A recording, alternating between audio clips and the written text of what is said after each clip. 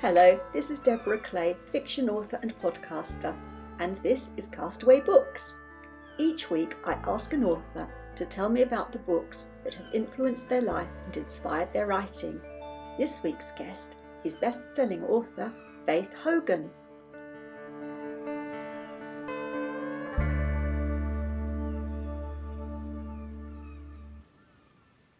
Hello, Faith Hogan, and welcome to my island. Thanks so much, Deborah. It's lovely to be here. Truly lovely to be here. So, Faith, you're an award-winning, multi-million copy best-selling author, and you have written 9 contemporary fiction novels, but we're celebrating today The Bookshop Ladies, which is to be published in June, which is very exciting. I'm so excited. It's hard, when you say that, and all of those things that we say at the beginning of these things. And sometimes I pinch myself. I think that's possibly maybe a little bit about what we talk about today, is that whole idea that you start in one place and all of a sudden, boom, here we are, So yeah, it's lovely to be here. Really lovely. It's amazing. I'm just in awe of your success. It's wonderful. And I love the sound of your books. You write the books that I love to read and write, actually, along very similar lines. So it's fabulous. Tell us a little about The Bookshop Ladies, and then we'll go into our talking about the book choices you got today. Of course, I'd be delighted. So The Bookshop Ladies is actually my 10th book. So I've got 9 done. This is number 10. So it's a big year for Faith Hogan. It's set in a small village. It's a fictional village on the northwest coast of Ireland. It's called Ballycove. And it's a story about 3 women. It's the wife, the mistress, and the daughter that has been kind of hidden. And they all come together in a bookshop, and they have to save the bookshop. But there are a couple of little bumps in the road along the way. And you've got to open the book to find out what happens at the end, I'm afraid.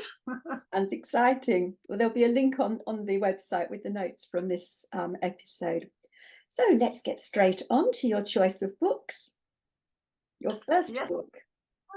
Very exciting. So I thought about this. This is not an easy thing to think about. It really isn't. I kind of thought about the whole way from start to finish.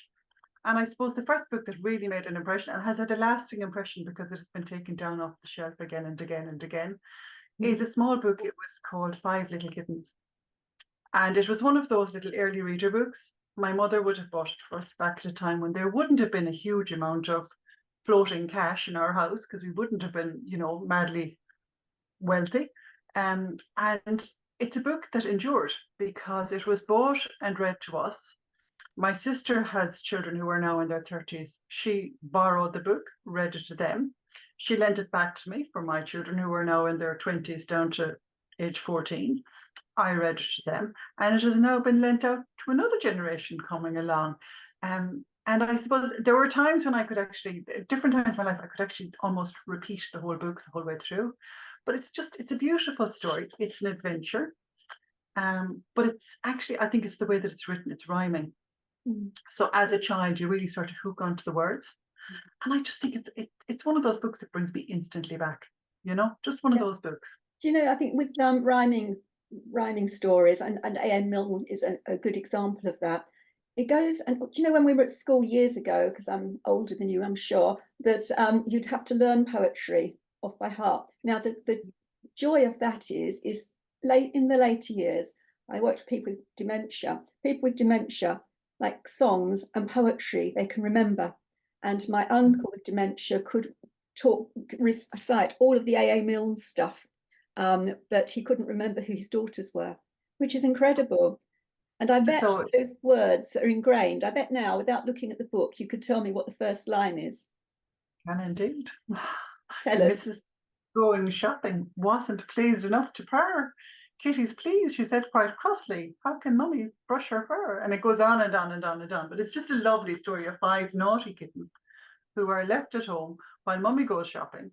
And they end up alerting the police to the fact that it's a beautiful story. It's just lovely. We want you to read it to us now with your beautiful lilting accent. We could all curl up and listen. I will have to send you a copy of the cover. I'm so sorry I don't have the cover here. I've searched high. It'll be on my website because I found it and it's beautiful. So, Faith, how many children have you got? You say you read it to your children. I have four, so I had twins who are 20 now, so that I can't reach them anymore. And I have an 18-year-old who does his leaving cert, which is, I suppose, like your O levels, A levels, Mm. GCSEs. It's just sort of that end of that cycle of exams this year. And then I have a girl who's 14 years of age who actually probably wouldn't mind if I read it to her again. Do you know? Do you know what I mean? She's a huge reader, and she would be very sort of, she loves sort of things that are kind of slightly nostalgic. She's got my little old lady thing going on in heaps, I think, as well. So, yeah. You don't look like a little old lady. You look very glamorous from where I'm sitting. Oh, no, I've an inner little old lady that just has always been there, and yeah. But I've happily been a little old lady inside, so So it was you and your sister. Were you just two children in your house? Yeah, we're very lucky because we're very close. My brother-in-law would say that, and he would kind of have seen it, but I suppose it has always been the way. If there was biscuits on a plate, neither of us would want to take the last one. Oh. So there's always been that sort of closeness there. And I suppose there's two sides to that. On the one side, I would have a big circle of friends, but I have really one best friend. Do you know what I mean? And it sort of fills a huge big place, and it's very hard to sort of get people around that. But on the other hand of it, I suppose it's a lovely thing to have somebody who almost knows what you're thinking. I know what you mean. I'm one of four, but I've got one sister and two brothers, but like you, I'm very close to my sister. And growing up, we used to play wonderful imaginary games. And maybe it's the author in us, but I was always good at making up imaginary games. It's like writing stories, isn't it? You create this world and you really believe in it. So we always played together. And when I went to school before my sister, because I was older, I couldn't make friends with anybody because my sister was the person I played with. She was my best friend, and I didn't want any other friends. So I always found it quite hard to make friends. And when I have made friends in adult life, they're very, very special. They become like my sister. I don't have loads and loads of friends. I have very special friends. Really appreciate, don't you, when Mm. when you make a really good friend. I noticed with my twins actually, and they're a boy and a girl, so I didn't have the kind of worry that they're not identical or they're just fraternal twins. But when they were younger, they'd go to the park and they would not exclude other children, but they just weren't aware of other children. No. They just got on really well, and so I shoved them into play school before I really needed to, because I was very lucky, kind of. I had a lot of support around me, but I shoved them into play school mainly so that they would learn how to make friends, because I just had this thing, oh my goodness, they're going, and I think kind of it worked, because now they are very independent. They're very close, but they're very independent of each other, which I kind of wanted for them. But on the other hand, I wouldn't stop it, and I'm sure you wouldn't stop it. Oh. Okay, well, let's go on to book two. Okay, so book two. Oh gosh, book two is, what did I pick for book two? I have notes, as you told me to make notes. Ivanhoe. Oh God. I think everybody has one book, don't they? I mean, there is that. You've done this so much, you must know. But Ivanhoe, for me, I read it when I was about 14 years of age. It was a battered old copy of a book. I still have it. And it's like, oh my God. Yes, really beautiful. Yeah. It's so dusty and old, and it is so beautiful. It's the smell of old. Oh yeah. But it's at the time. I mean, before that, it would have been. I would have, like most people that come on your show, I would have been on the Secret Sevens, the Famous Fives, the Miss Marples, and you sort of graduated that way. But I picked up Ivanhoe when I was 14. I suppose I was probably doing my mother's heading on the summer holidays or whatever. And I picked it up, and I just got lost in this world. And I don't read a huge amount of I know that there's a big movement now in fiction towards, knights and 14th and 15th and 16th century sort of fiction. And I don't read a huge amount of it, but I think it's a love story. And I think it's that whole piece that it was epic and it was different. And you just, as you say, get carried away on a story. And I just loved it. And it still would be my favorite book, I think. Loved it. So you were about 14 then, and you picked it up. Was it on holiday, did you say? No? No, we we're just summer holidays in the house. Our house would have had quite a number of books in it. So, and I suppose that's the other thing. I suppose when I look back now, I think of my mother and like that. We wouldn't have had a lot. We didn't come from, a really wealthy family. But the one thing she always did was she told us stories at night time and she read us stories. And she may not have bought us a book every week, but she got us Twinkle. Do you remember Twinkle? I do. I had Twinkle. Yeah. I love Remember it coming with a free ring. yes. Oh, something, but it was, but I think it fostered a love of books, and I suppose now I look at my children and I think I did the same for them. I saw it as a necessity. I'd say my mother thought it was just, oh God, just keep quiet. But I think now, and now I look around me and I see, I mean, in the UK now, I see the royal family, for example, are trying to foster a love of reading. There's all sorts of statistics coming out about like lower income families not having access to books. And I just think we were so blessed. We were so blessed to have books like Ivanhoe sitting on a shelf that you could just pick off the shelf and you could just sit down and read. Now we had a fabulous library. Well, we now have a fabulous library. We had a library then, and I would have been a member, and that would have been all. I would have like gone through a great autobiography phase or biography phase, both, and but yeah, no, that was just on a shelf in the kitchen. I think in the and picked it Very up. grown up book to read at 14 as well. Quite hard reading. Well, it really kept me quiet. Because it is a challenge when you're that age to read a book that like I wasn't in like I was an okay student. My only love really was English and history, but I picked that up and the language is difficult, it does, you had to sort of think, but then we had phones in our ears. We had no YouTube or no Spotify or there weren't the same sort of distractions. You could sit down and read a book. It's like lovely feeling.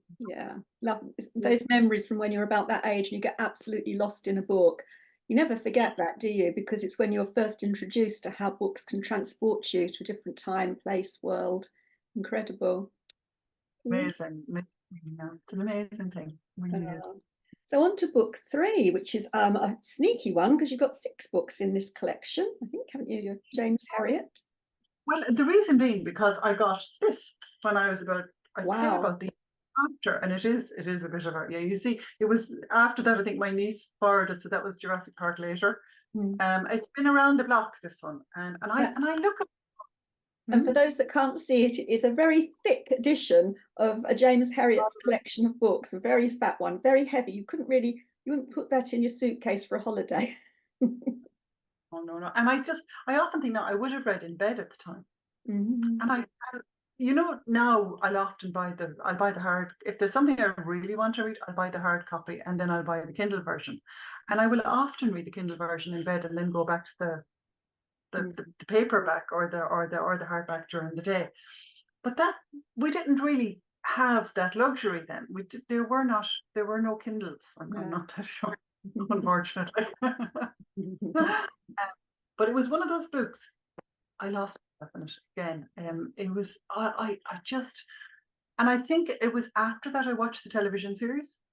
So I came to the television series afterwards, and of course the little old lady in me lapped that up as well. Right? Yeah.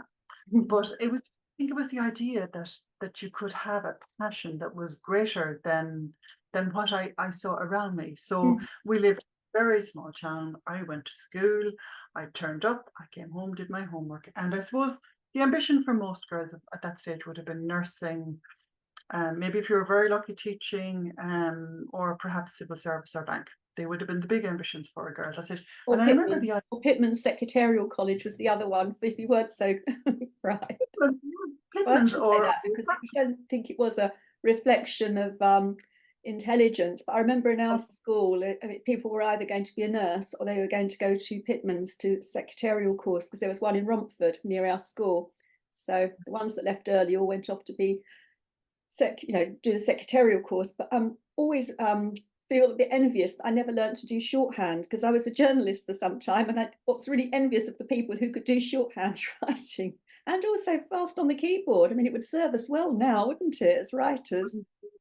Yeah, I ended up going back later on to learn to type, because like that I went straight off and I did marketing, and I didn't become a vet, obviously. I still love animals, But yeah, like that, I had to go back and learn to type later on because I knew I wanted to be a writer at some point, and I did have a typewriter, and I was one of those, you know. And I went back to learn at night time to type because I knew otherwise I would never, like 100,000 words seems daunting, but when you're doing it with 2 fingers, it's really daunting. So interesting. So you were reading about a vet and you wanted to have an occupation that engaged you with that kind of passion, and you saw that. So what did you decide to do at that stage? What were your aspirations for what you wanted to do when you left school? So I suppose again, going back to that whole thing of you kind of mentioned it there, that whole thing of the aspirations for women and girls at that point in time were not enormous. And as I said, I didn't come from a wealthy family. A lot of things would not have been on the table for me. Certainly, I do feel looking back that where I went to school, there would have been a judgment made on where you came from in terms of your possibilities in life and the ambitions that might be held for you. So while you might be bright, it didn't necessarily mean that you were going to be, how would I say, focused in a certain direction. So I suppose there was no ambition that I would go to college, but I did go to college, and I was very foolish. I was really very foolish. I remember I had a friend, and he said, "Oh, no, you'll never get into marketing." And I said, "Of course I get into marketing. I'm every bit as bright as you are." I really didn't think I was, because we were coming in with that whole thing of not being quite good enough, not being quite. Do you know what I mean? Because we were girls and we were. It was just so I ended up doing marketing, and I absolutely hated it. Absolutely hated it, and but I always carried that ambition that I would be a writer. But again, other people were writers, you know. I live about 40 miles away from WB Yeats, where WB Yeats would have spent a lot of time. I love WB Yeats. The lake I live in is free. It's just down. That's poetry that I can recite because I did that at my A level with WB Yeats. So I could, when I'm an old lady and I've got dementia, I should be quoting WB Yeats. I live in Isfree. All in the care home, yeah. But and I suppose I thought people like that wrote books, you know. And even still, I would actually still go down. I'd say maybe once every 18 months. Every year, 18 months, every 2 years, I go down and I'd sit at W.B. Yeats's grave. It's a very modest grave. I don't know if you've ever been in Sligo. Oh. Yeah, he's buried alone in a small graveyard. He was in a Church of Ireland graveyard. And it's a very singular grave, and it's a tiny stone headstone. And he's got a line of his poetry. I think it's when horsemen pass by. I can't remember it, but yeah, and it really, when you go down there, it actually brings you back to, because you just think W.B. Yeats has been read all over the world and revered, and he was very special. He was a very special writer in terms of the Irish heritage and in terms of, you know, international history. And yet, we're all going to end up someday hoping that a horseman will stop by. Yeah. You know, and you know, so yeah, so it took quite a while to get off as a writer, but I always wrote. So when I didn't think I could be a writer, I think a lot of writers are like this. It's not necessarily that you think you're going to be published. It's just that you've always written. Yeah. So yeah. There we go. So you went to college. You did marketing. So did you get your degree in marketing? I didn't. I just did a search in marketing, came back and knew it wasn't for me. Right. So then I a degree in English literature and psychology. And I ended up working in disability services and mental health for about 20 odd years. What were you doing in there? What were you working as? I worked as a manager. I worked in day service provision.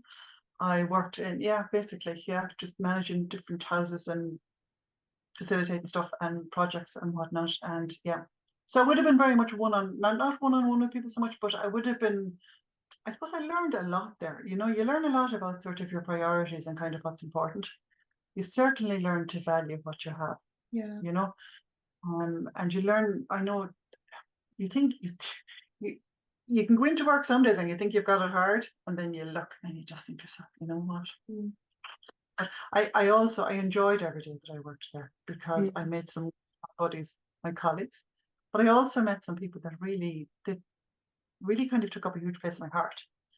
And yeah, they, you know, they some of them have passed away now, but yeah, it was an amazing experience. Yeah. I was an occupational therapist. I worked in learning disabilities for a few years. Yeah, I was a health service manager, and then I worked in health. Well, I worked in health and social care all of my working life. Yeah, you get it. It's you know, I like people say, "Oh God, you're great for doing that," but actually, I often wondered how really sometimes I didn't work very hard. I felt. Do you know what I mean? I didn't. Once you kind of got going on it and you knew what you were doing, you didn't work very hard, and you had a lot of laughter. I know I had a lot of laughter anyway, certainly in my job. It goes back to when you read your James Herriot books, and something in your heart said about having a job that was meaningful and that you loved. And it sounds like the whole of your life you've pursued things that have given you joy through your work, because as an author, but also working in day services with people with disability, it's all being things that I should think come from the heart.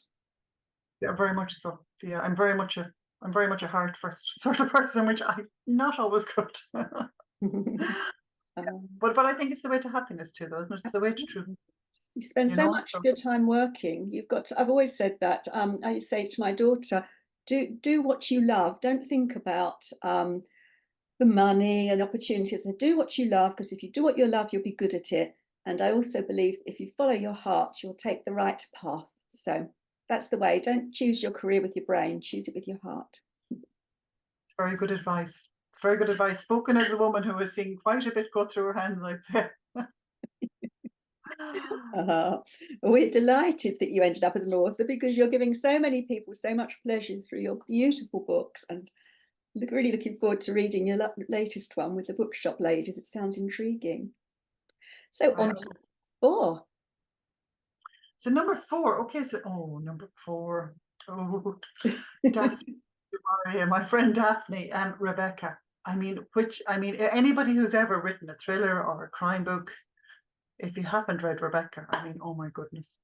Yeah, it is just one of I'm sure, has it come up very often for you here? No, surprisingly, and I think it's an excellent choice. I absolutely love Daphne du Maurier. Yeah, it's an amazing book. And I suppose starting out, you know, I would have written the whole way through, but I would have written a lot of poetry, short stories, kind of just thoughts on a page. Really sort of just putting your feelings down on a page. Sometimes it's called journaling now. Then it was called rhymed verse in the dentist chair, you know. But yeah, not good. But yeah, Rebecca, I don't even know how I ended up with a copy of Rebecca, but I know I ended up with a copy of Rebecca sometime in my 20s. And I had always read crime. I mean, when I say I read crime, I would consider The Secret Servants to be whodunits. You know what I mean? I would consider, you know, the whole way along the journey, even Mrs. Tibbetts, actually, they end up pulling the police through the window. So, you know, there's a bit I of a never theme. would have thought the 5 Little Kittens was crime, but you put it that way. It was. But anyway, and yeah, and so and I suppose then John Grisham, and you know, when you're kind of like, once I sort of, my teenage years would have been the American crime, and then I would have moved on to the Scottish crime and the Nordic crime, and I love UK crime, and we have some great Irish crime writers now at the moment as well. But and I suppose for ages I didn't really know what I'd write. And I started out writing crime because I thought, well, Daphne du Maurier, I put down the book and I thought, I'd love to do that. Never have. Never going to write a Rebecca, I don't think. I don't think anybody ever will write another Rebecca. But I put it down and I had hope. It was as if my veins were filled with something, that there was potential. There was something that I actually wanted to do. I wanted to write something that would engage a reader in the same way that she engaged me. And so when did you start writing your first book? I mean, how old were the twins when you had a busy job, you had children? How and when did you start writing your first novel? Busy. I started to write my first novel when I was so I became pregnant with the twins, and I ended up having to take 3 months off in my during my pregnancy, because I ended up I had to put my feet up and sit and not move out of the bed, basically, because I was in danger of losing them. But that passed and I was fine. But during that 3 months, I thought, this is the ideal opportunity, because I have the headspace, and in some ways filling that headspace with something that would absorb me felt like a good thing, because the idea of childbirth coming up ahead of me in a couple of months' time was something I didn't really want to focus on too much. So I delved in and I wrote my first crime book over those 3 months and some of the maternity leave when I could get time to just get at it. My husband is a golfer. He loves playing golf. So I've always thought of when he goes out playing his golf, I've got the give right to write, right? I'm probably the only golf widow who actually says, yay!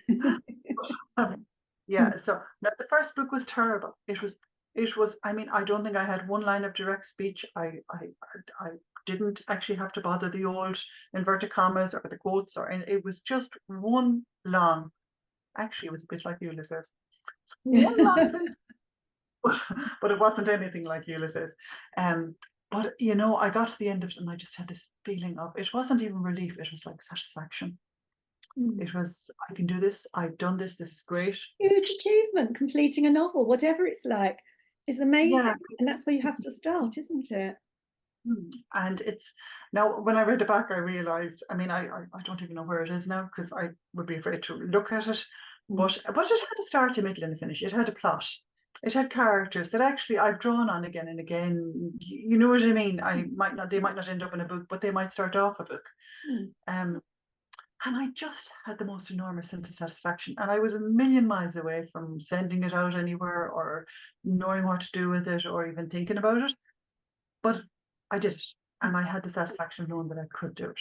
You know, so yeah, that's so I was probably, I was 30 when I wrote my first book. Yeah. Excellent. Well done. And so actually that goes quite nicely into book 5, which is another one of my favorites. You picked all my favorite books. So tell us about book 5. The book 5 is one I take, like a little bit like other things. I take it out, I'd say every 12 months to every maybe 18 months. The Artist's Way you're holding up, Julia Cameron. The Artist's Way, yeah. And it's a fabulous book. And I mean, I know that you'll often see writers and they will recommend books, or they'll be asked for books to recommend in terms of improving your craft. And there are many brilliant books out there. There really are some fabulous books. I mean, everybody will say Stephen King on writing. People will say Big Magic, Elizabeth Gilbert.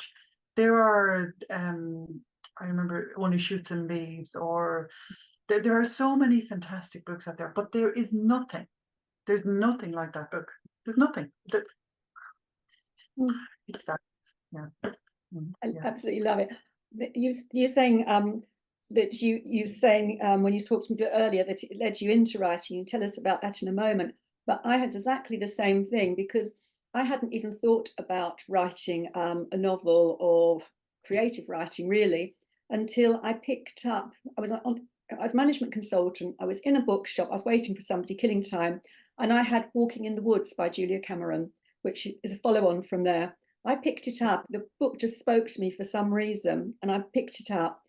And then I read it, and it was that which inspired me to write, because I didn't find time for creative pursuits because I was so busy earning money and working. And it was a passion that I'd neglected. And it was that book which led me to write. So tell me about your journey how that took you on your journey to write. I don't even know if it took me on a journey to write.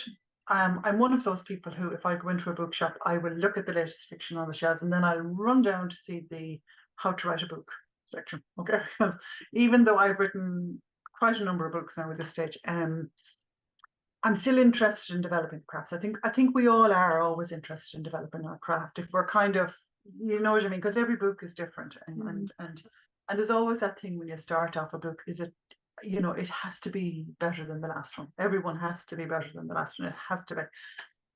And somewhere along the way, I don't know where I saw the recommendation for this, but I took it up, and I think what it taught me was that it's okay not to do anything.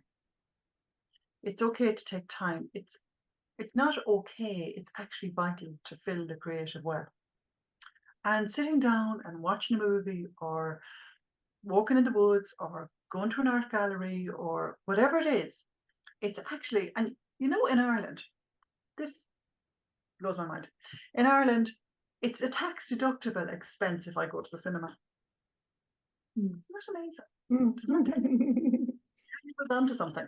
But it's that whole thing, and it's the so for years I got up early in the morning. I got up at 5 o'clock in the morning, and I wrote, and like every other writer starting out, same drill. But for quite a while, once I got this book, the first thing I did when I got up in the morning was do my Julia Cameron book. So that was my 3 pages, my 3 foolscap pages, and just going over it and going through it, and it just shifted something. And I can't explain what that was, but I think it shifted something in a way that it moved me.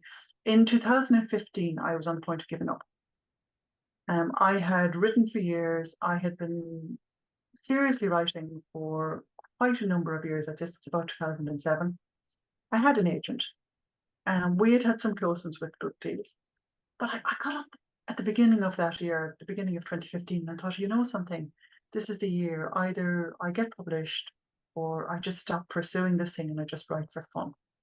Because I was coming to the point where my children were getting bigger, and I felt I had put enough time into this and it hadn't come off.